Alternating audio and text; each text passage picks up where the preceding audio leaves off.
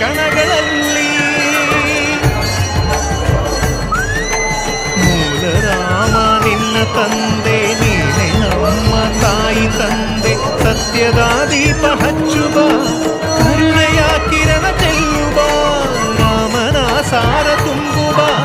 ಹನುಮನ ಶಕ್ತಿ ನೀಡುವ ಬೃಂದಾವನದಿ ನೆಲೆಸಿದ ಪೂಜನೆ ನಿನಗೆ